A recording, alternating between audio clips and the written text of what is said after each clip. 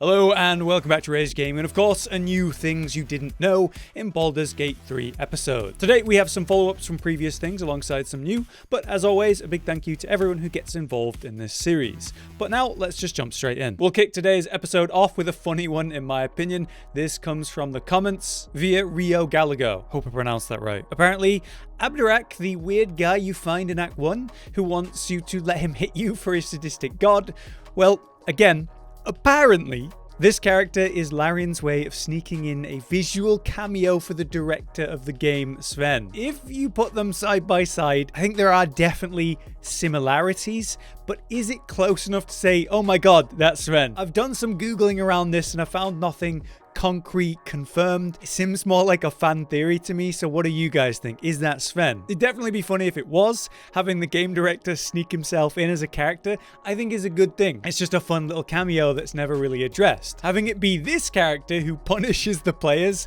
but you know, they agree to it, is somewhat meta, is it not? So I'd really like it if it was.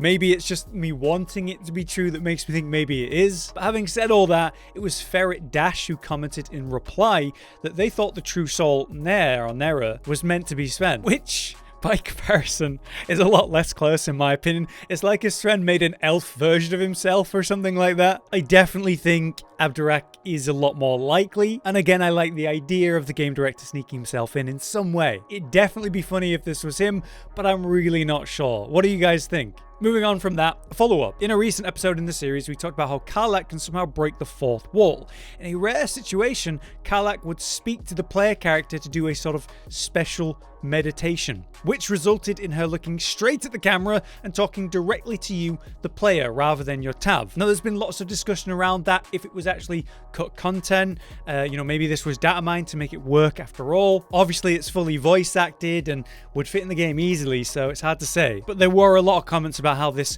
can happen, and some people have experienced it, so I'm not sure who to believe. In any case, this led to the top of voted comment. The comment came from Saiki Kisaki, who mentioned karlach actually breaks the fourth wall the first time you ever meet her. Like right after you originally defeat the paladins who were hunting her, you'll have a quick conversation when you try to get to know her, and she's like, she didn't want to talk about it. Basically, she says, too early in the game for tragic backstories like right now. Which is clear the writers wanted to poke at maybe the pacing of long-winded backstories sometimes you'll experience in D&D when maybe you're in a new campaign, you're playing and you're introducing yourself to the other characters and you get a little bit too much detail from meeting in, the bar or whatever. But she does literally say it's too early in the game. The game that we're playing, Baldurs Gate 3. Is that self-aware? Is that breaking the fourth wall? I might overlook it if it wasn't for the literal, blatant, obvious fourth wall break interaction we looked at that she can do, whether it's cut content or not. So I am inclined to think this character is more likely to do something like that,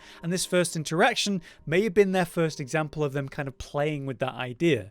But very good spot. Next up, we have an older exploit, if we can even call that was highlighted in the comments by Floofy Kitten. In short, environmental interactions don't seem to trigger NPC aggression. Meaning, when you're in a neutral or friendly place, you attack someone or a guard, the guards or whoever's about is not going to like it probably. Instead of just starting a fight though, they'll kind of aggro onto you and interact with you and give you various options. You might have the ability to apologize, walk it back, pay, or go to jail, or just fight, whatever it is. But that's basically triggering NPC aggression. But if you use environmental stuff, it doesn't seem to happen. A good example that was mentioned by the original comment was about the goblin camp in Act 1, where there's that area outside where the goblins are all partying, and that's a lot of goblins in the open that can be a problem that early on. What you can do is prep the location then by dropping environmentals on the ground. That could be grease or alcohol, something flammable, and then you could start placing, say, explosive barrels around the place, and no one would even react because it's environmental stuff. Apparently they do react to difficult terrain, but it's in a passive way.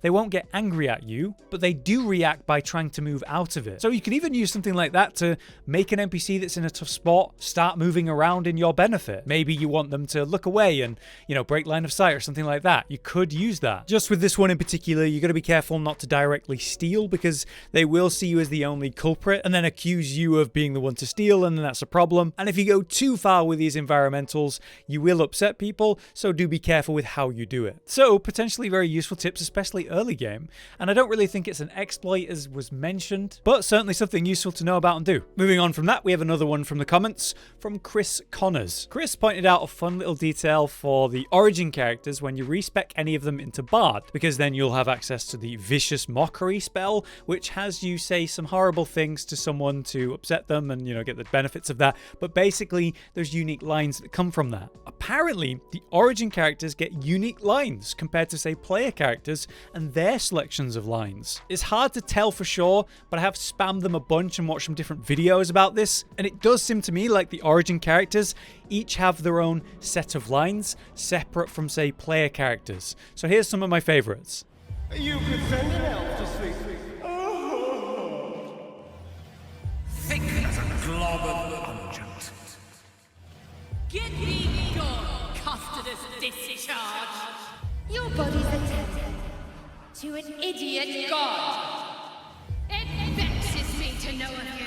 It's silly. I love the amount of detail in this game, down to the insane amount of voice lines every damn character must have to have done. It's pretty crazy. A neat spot there, Chris. That was fun to look at. All right, the next thing from the comments comes from Larkin Horsley. Recently, I talked about the crazy Steel Watcher swords, like bug exploit, where you can actually use those giant weapons despite not being allowed to do that normally. If you didn't know, you'd basically take the weapon, put it in your inventory, and drag your currently equipped weapon onto it, and it would swap the weapons and let you use these normally unequipable weapons. But since then, as many people have commented, the recent patch removed that from the game, it would appear. So sadly, you can't do that anymore. If you were trying, yeah, I guess they removed it. At least we got to look at it just in time, though. This seemed to push a few comments, though, as follow-up, like Larkin's here, to talk about one very strong radiant weapon that we nearly interacted with a different tip. So in Act 3, there's that temple in the lower city, the Stormshore Tabernacle, and if you enter that place, go into the hatch into the basement, there's all those chests that we talked about, and the Amulet of the Devout, which is a very strong amulet we've mentioned. But when you open any of these chests, you basically get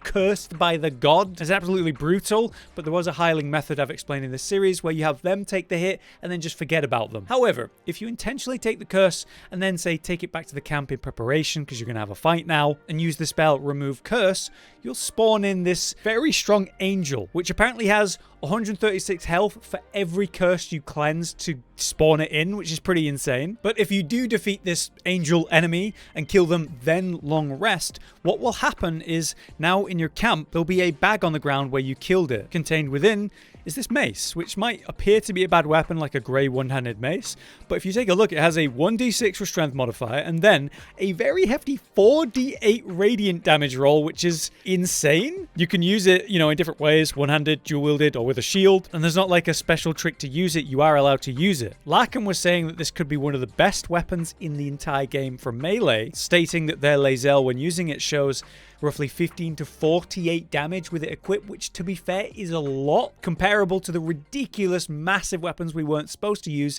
save the Watcher swords. The radiant damage potential is obviously going to be great for those that are weak to it. It's just a shame we can't use this weapon in, say, Act 2, because wouldn't it be insane there? I do wonder though, is there any possibility of a new game plus system in a game like this so we can redo the playthrough but maintain our character and progress, and then, you know, like you start at level 12 and maybe we can go higher or something? In general, I do wonder if Larian will give us anything for Baldur's Gate 3 in the future. I know that they've mentioned they're going to work on other things in the future, but it would be great to see, like, yeah, we all want like DLC or more content or something like that, but there are ways for them to add more now, right? Like a new game plus system, or like in-game challenge modes you could select beyond the original 3 difficulties. Oh, and I should also mention that Larkin said you don't want to do the curse method with a party face because there's the merchant in the temple who will no longer sell or like to interact with the person that's been cursed, so be aware of that. But there you have it, another episode of things you didn't know down. As always, if you guys have any input on things we've discussed today, or have something unique, helpful, interesting, or otherwise, drop it in the comments. Maybe we'll take a look. For now though, I've been Hollow, you've been you, thank you for watching, see you next time.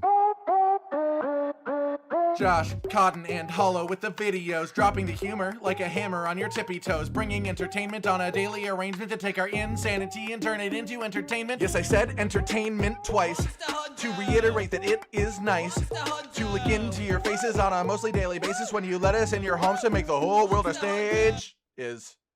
Goodbye.